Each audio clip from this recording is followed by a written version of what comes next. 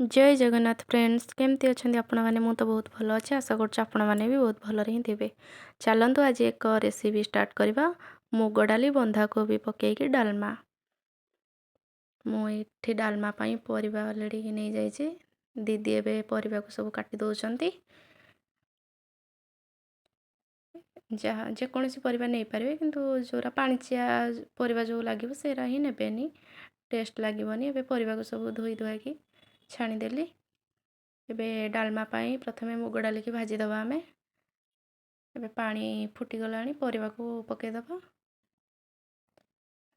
परिबा पकई सारा पर एबे स्वाद अनुसार लुण हल्दी पकईदबा।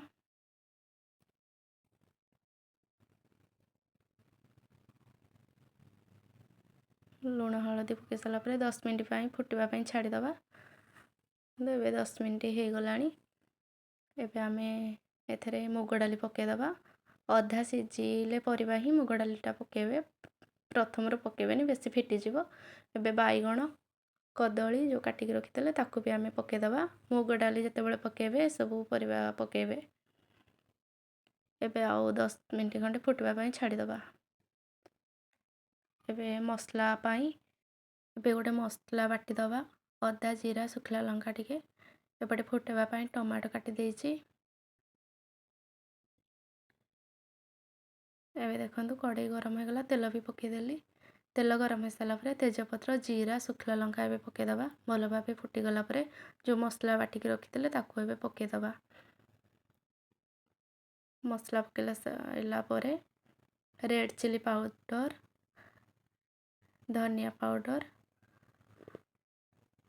करी पाउडर टिके आमे पकईदबा। भल भाव कषिदबा। बेसी कषिबेनी जेहेतु जीरा अदा मसला आपण चाहिए पियाज भी ऐड करें। जेहेतु आज गुरुवार मु पियाज ऐड करिनी साधारे ही बनाऊँगी।